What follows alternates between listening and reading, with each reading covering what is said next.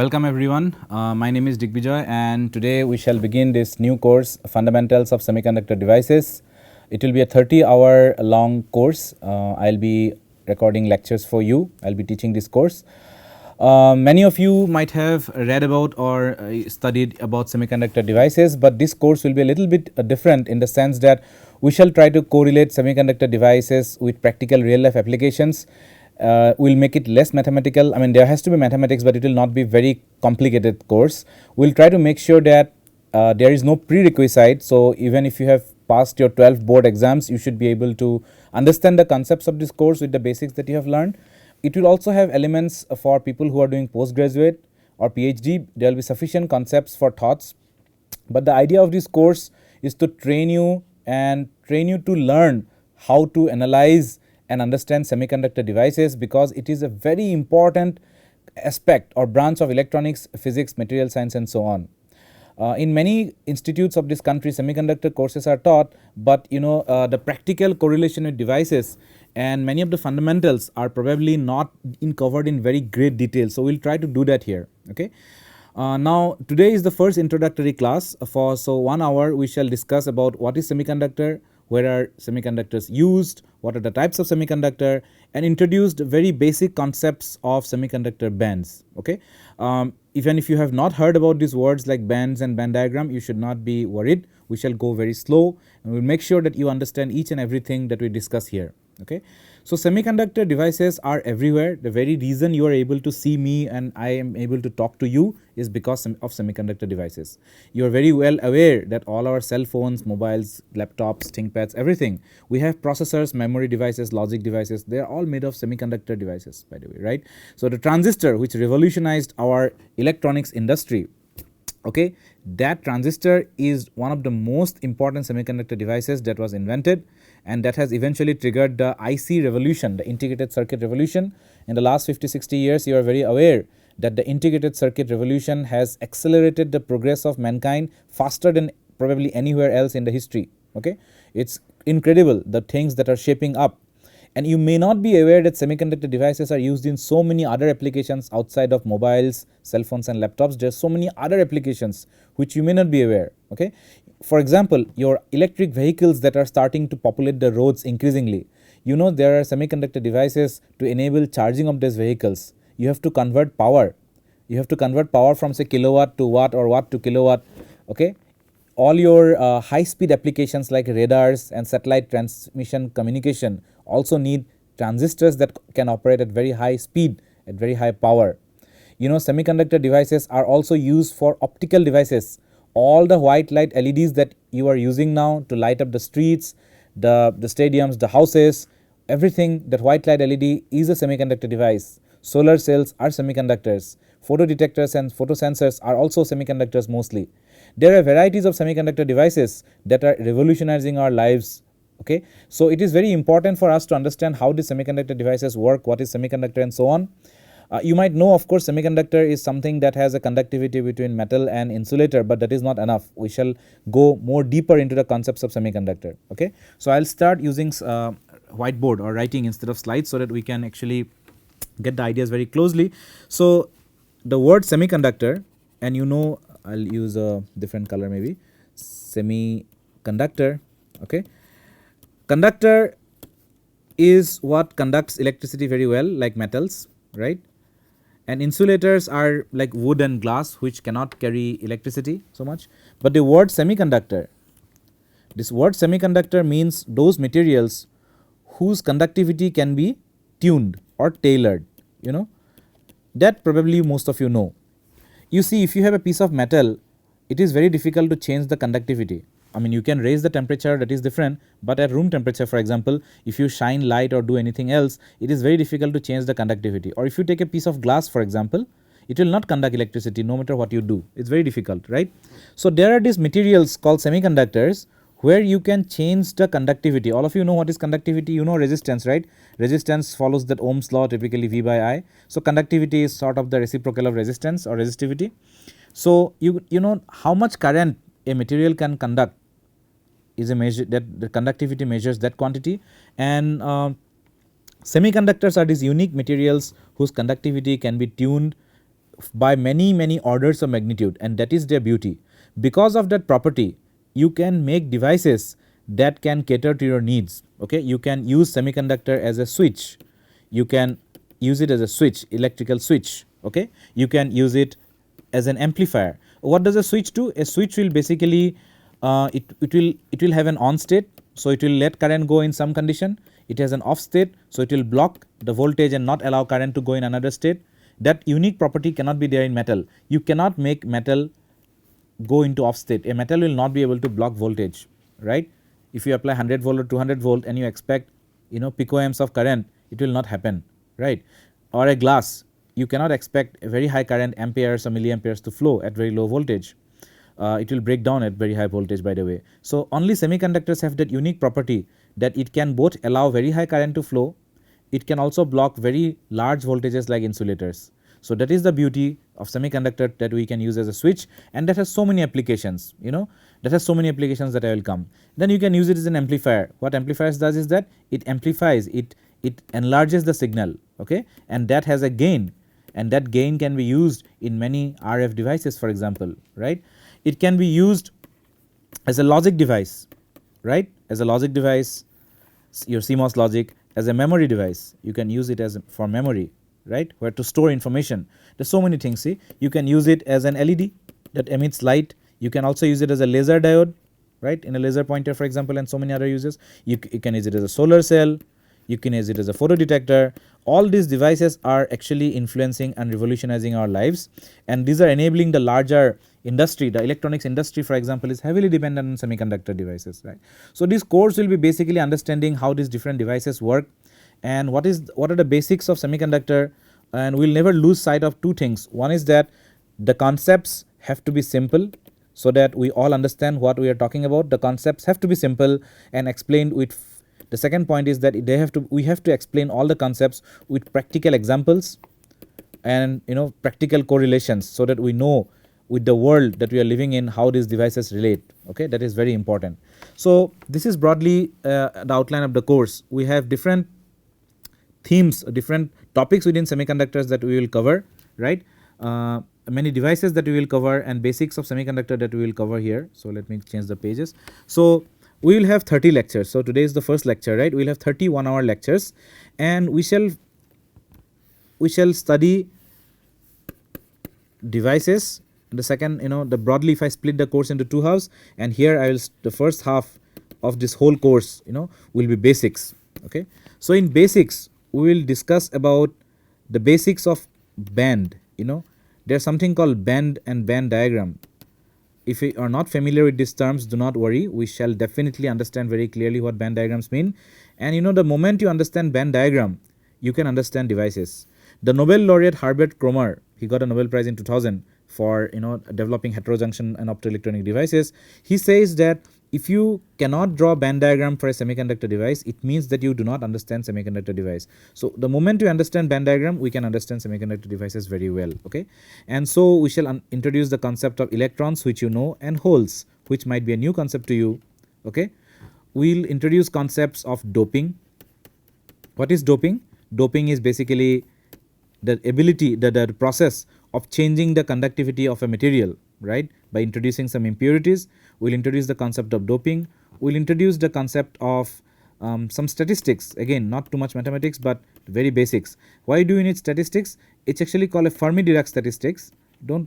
Let's not get scared about the word here. The Fermi-Dirac statistics basically is a type of statistics that will help us explain the semiconductor, how electrons are there in semiconductor, how current flows, and so on. So many other things will be discussed there.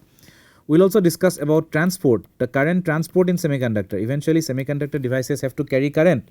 All the processors and logic devices in your cell phones or laptops, they have to carry current, small current in their circuits. So how do currents flow? That transport we shall discuss. There are different ways of transport in a way in the transports happen, and also that depends on something called how carriers recombine. There's something called carrier recombination. We should not worry so much about it right now, but how carriers will recombine, we'll discuss that, right. And we shall introduce the most common thing that we always learn, which is PN junction. I'm sure you have heard about or read about PN junction even in your class 12 or 12 standard boards very briefly. So we shall go through the PN junction, and pretty much that will be your basics. There will be some other things here, I am not writing it down here, but more or less this will be how your basics will come up. Okay, and the devices we shall definitely study MOS and MOSFET, right. MOSFET devices are the most common devices that are used in electronics nowadays. Of course, they are very highly scaled. Okay, that's a different thing.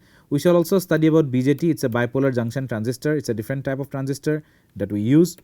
And we shall study very briefly about solar cell, which has to be there. Our Indian government is spending so much on solar cell. We need to know how solar cells work. We'll also study about LEDs and photo detectors very briefly. Okay, one lectures probably each, right. And we shall study about transistors and diodes for different applications. Okay, transistors and diodes, how are they engineered or how are they tailored for, say, high speed applications, or maybe for high power applications, right, or maybe for low noise applications, right. So many applications are there, or maybe for memory and logic, right.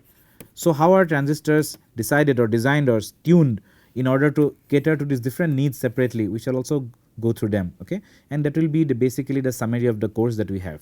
Okay, there are many new things that we will come across here, many things that we may not have heard before, but we shall definitely start as if we do not know anything, and we'll start from there. Okay, we'll start from there. So the most important thing in semiconductor devices, I keep telling that semiconductor devices have revolutionized our lives, and our semiconductor devices have evolved, from, if I look at 1948 is when the first transistor, probably, BJT, was invented at Bell Labs in US. It's, and from 1948 to 2018 now, 2018 now, things have changed immensely. Now you have handheld smartphones. I mean, it can do crazy things, right. So this evolution has happened over so many years, right. And if you take any chip, there are many transistors in a chip that do the work, right. The number of transistors in a chip, they double, they become 2 times almost every 1.5 years. Okay, the number of transistors in a chip double roughly every 1.5 years, and that is called Moore's law, because a person called Moore had observed this and predicted this long back in 1960s and 70s, that every 2 years the number of transistors is doubling. What it means is that transistors are becoming smaller, they are shrinking the sizes, and that is why we are able to accommodate more and more transistors in the same chip. So the number of transistors is doubling every 1.5 years. And secondly, when you can pack more and more transistors in each of this chip, then the complexities and functionalities also become large. So you can do more and more sophisticated work. A computer in 1980 was not as advanced as in 1995, for example, and in 2004 laptop was sufficiently more advanced, and now in 2018, for example, a smartphone is much more smarter and sophisticated than a laptop of 1990 or 2005, for example. So this is the evolution of transistor that has happened over a large amount of time, over the last 60-70 years. And transistor is not the only device. Of course, there are diodes and detectors and so many other things, but transistor is one of the most fundamental building blocks of all our circuits, right. And transistor is a semiconductor device that we shall come about. We shall discuss transistor in details, but in very brief, a transistor is a device where the current flowing between two terminal A and B is not decided by the voltage that you are applying between A and B, but by the voltage you are applying at another point C. So that means the voltage that you apply at point C can control how much current is flowing between A and B. So it can be used as a switch, it can be used as an amplifier, and so many other things, right. That is a transistor in essence. Now this is the evolution of transistor, and in 2018 the transistor sizes have become so small that you need super powerful electron microscope to actually see them, and you need very advanced nano fabrication technologies to fabricate such transistors. Okay, when we about the company Intel, right. Intel is one of the leading companies that make these microprocessors and chips, right. And Intel, of course, there's Samsung, and although Samsung has these consumer electronic products like cell phones, washing machines and TVs and whatnot, but Samsung also has a lot of technologies and facilities for very highly scaled and very sophisticated chip design and transistor technology. So these companies, for example Intel, Samsung, and there are many others like Global Foundries and so on, they report the development of technology like say 14 nanometer technology, or 14 nanometer node they call it. It doesn't necessarily mean that transistor is 14 nanometer, but you can say that the smallest feature, that the spacing between two lines, adjacent lines, could be as small as 14 nanometer. Many things are there, will come to that in later classes, but 14 nanometer is so small. Can you get a feel of what 14 nanometer is? 14 nanometer is, 1 nanometer is basically 1000 times of 1 micron, right? 1 micron, and 1 micron is basically itself 1000 times 1000 times smaller than 1 millimeter. So if you take a ruler, if you take a school ruler that you have this 1 millimeter gaps, right? 1 millimeter gap. If you divide that 1 millimeter gap into 1 million times, right, then you get 1 nanometer. So it's very, very small, you cannot see it with eye. Okay. So the transistor has evolved from 1948 to 2018. Now we are talking about such small dimensions, and so many complex functionalities are there in our cell phone. So many other areas like electric vehicles and radar satellites also use transistors that we shall learn in this course. But so it's high time we start learning how semiconductor devices are realized and what we need to know in this course. Okay. So the most important concept of semiconductor devices or semiconductors is called bands, and these are energy bands actually. These are energy bands. Now what are energy bands actually?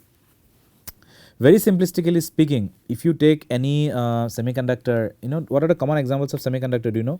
Silicon. Silicon is of course an element, right? It's the most widely used and the most commonly used semiconductor, by the way. You have germanium, that's also another semiconductor, right? Some forms of carbon also can be semiconductor, for example. These are elemental semiconductor because this is only one compound, one material, that is silicon. This is one material, that is germanium. You can also mix two. For example, you have gallium, which is a metal, and then you have arsenic, right? And you mix them together, right? And you get gallium arsenide, right?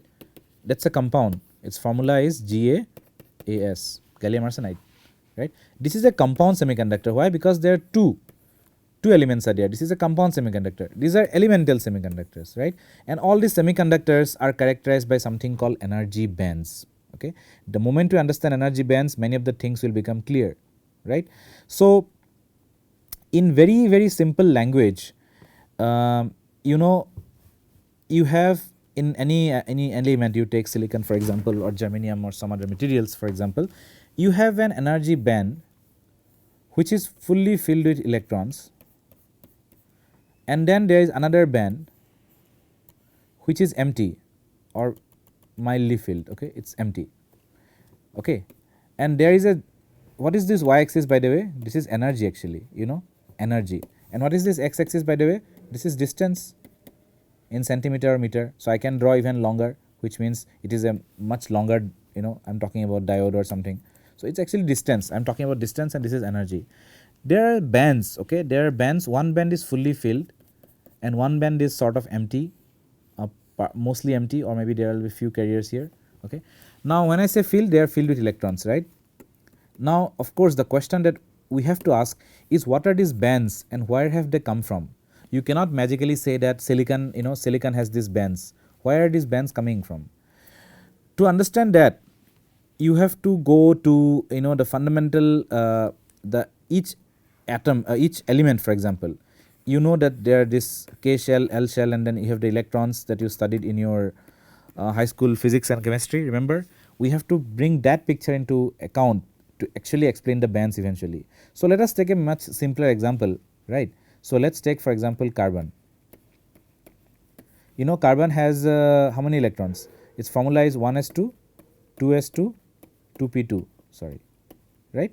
Sorry, 2p2. So it has 6 electrons in total, right? I'm sure that you have learned this representation. 1s2, 2s2, 2p6 is taught in high school and higher secondary, 10 plus 12, class 12, chemistry and physics. I'm sure you have learned this, and the understanding is that you know this representation, and that's why we are able to understand this course. Okay, so we have to know this. We assume that you know this thing. So 1s2, 2s2, 2p2, that is the representation of carbon. What does it mean? It means that you have these different shells, no? So in 1s you have 2 electron, right? You have 2 electron. Then in 2s you have 2 more electron, right? And then 2p you have 2 more electron. Now in 1s there are only two states available and both are occupied by electron. In two states there are two states in 2s and both are occupied by electron. In 2p there are 6 states available. If you remember, p orbital can accommodate 6 states, 6 electrons, but there are only 2 available here. Okay, so there is something that is empty. Okay, that is for one single carbon atom, right? One single carbon atom. What are we trying to do? We are trying to understand how these bands form. I told you, right? In semiconductor we talk about some bands.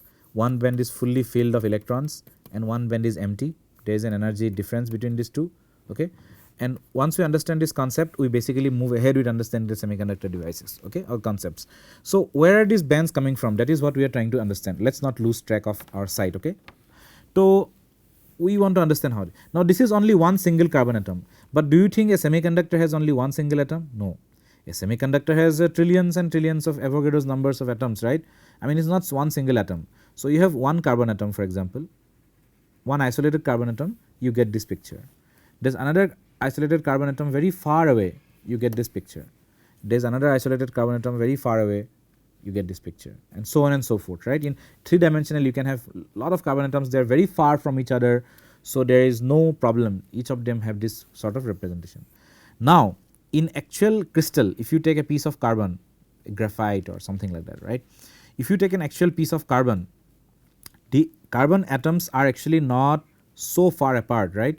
They are separated by a fixed spacing. You know, there are so many carbon atoms.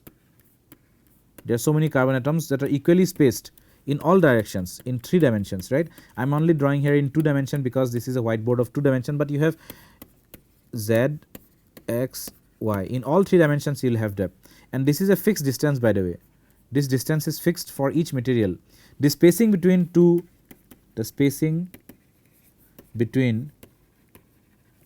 two nearby atoms, these are carbon atoms, right? This is called lattice constant. Please remember that, okay? Lattice constant. This is a lattice of atoms actually. This is a lattice of atoms, and the spacing between two nearby atoms is called lattice constant, and this is a fixed number at room temperature for each material, right? It's a fixed material. For each material it's a fixed number. Why am I telling all this? Again, the eventual idea is to understand how bands are formed and what are the bands. Okay. Now I told you that for each individual carbon atom, this is the picture that we have, but I'll take a different color maybe here. So let us consider one carbon atom here, another carbon atom very far away. They do not interact with each other. Okay, there is no problem. Each of them has its own set of orbitals, shells, valence orbitals, and everything is there. Everything is fine and nice. But this is not the actual distance of carbon to carbon atom in a crystal. In a crystal, this is much shorter. So let's now imagine that we are trying to bring these carbon atoms close to each other. So it was here, but now I am bringing them close. Sorry. So maybe I have a carbon atom here and I have a carbon atom here. So I have pushed them, I'm bringing them closer. Why? Because eventually the carbon atom has to be very close. Very close as in there's a fixed number, it's some angstrom, okay? The level is angstrom. Actually the carbon atoms have to be close to each other in reality. In a real carbon crystal, it is a few angstrom, okay? You know what is angstrom? 1 angstrom is 0.1 nanometer. Few angstrom is the spacing between two carbon atoms, that is in a real crystal. So I am trying to bring together two carbon atoms. What will happen? Each carbon atom has its own shells, orbitals, no? It has its own 1s, 1s2, 2s2, 2p6, everything is there, no? The moment you try to bring them close, as you try to bring them close, these atoms will interact with each other.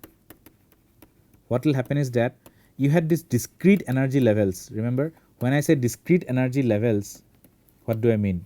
I mean the levels like 1s, 2s, 2p. These are discrete energy levels, fixed energy levels. These discrete energy levels, they will try to interact as they are coming closer, no? Because a real crystal of carbon or silicon for that matter has so many atoms that are closely packed with each other, right? I mean, real crystal is real crystal. So these discrete energy levels will start interacting with each other, and what will happen is that each discrete energy level,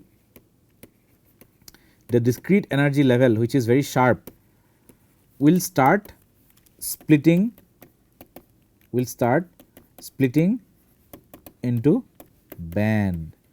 what does it mean is that one energy level like this will become like a band like this, because the atoms are coming closer and their valence orbitals are now interacting with each other, right?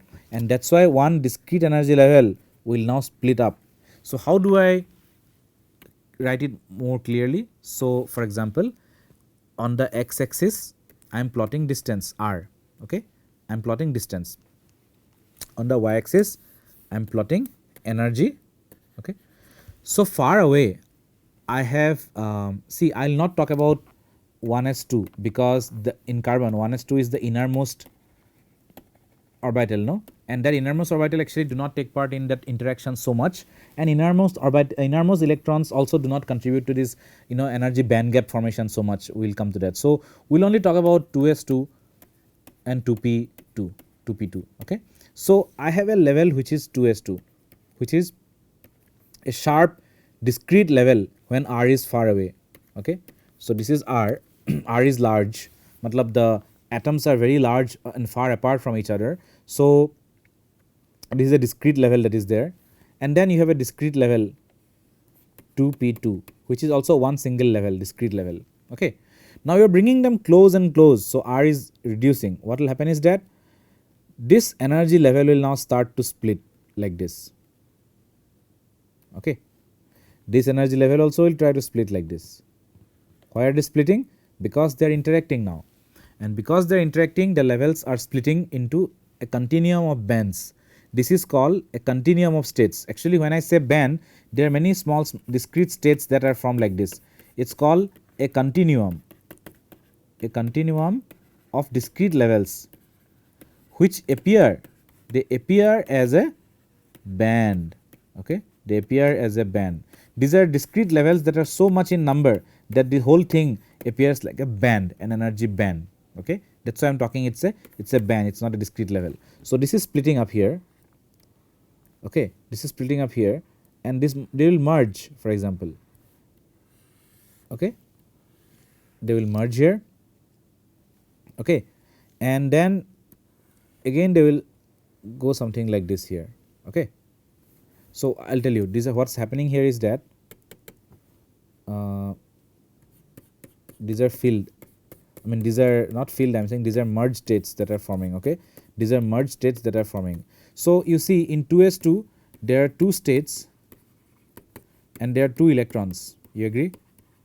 So if I take if I take large number of atoms, say n atoms, there will be 2n states and 2n electrons, you agree? N is a large number. In P you have 6n states. If I have n atoms, okay, I have only 2n electrons, okay. So in this part now, as they are splitting, the bands are splitting, right? This part you see, this is, by the way, r is decreasing, okay, r is decreasing, your distance is decreasing. What does it mean? It means the atoms are coming closer and closer, okay. In this part, this energy states have merged, and what is the total number of available states now? 6n plus 2n, 8n states are now available, energy states are available. And how many electrons are there? 2n here, 2n here, so 4n electrons are available, and there are 8n states. Are you getting my point? I am talking n as a large number of electrons, large number of atoms, sorry, okay. Many carbon atoms are coming together, and these are carbon atoms coming together. At far away they are discrete levels, you are right, you learned in your high school and 10+2 physics and chemistry.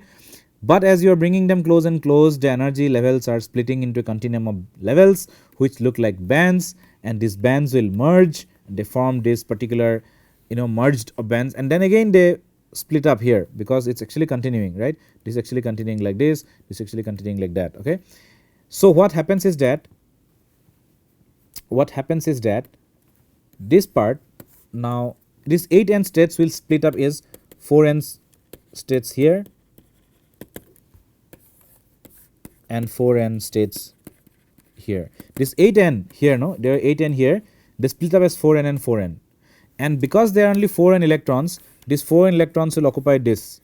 So there will be 4n electrons here, and this will be empty completely, there are no electrons there, right? And you see this is this point, this distance is say r equilibrium, matlab This is the equilibrium spacing between the atoms in a carbon atom, which what it means is that in a real carbon crystal like graphite, this is actually the distance, okay, at which the atoms exist, with the distance with respect to each other. And at that point, you see there is a gap here. This is a gap, no? This is completely empty. As I told you, 4 n states are empty, and this is 4 n states are filled. They are separated by a gap. This is called energy gap. We call it energy band gap. Okay, we call it energy band gap.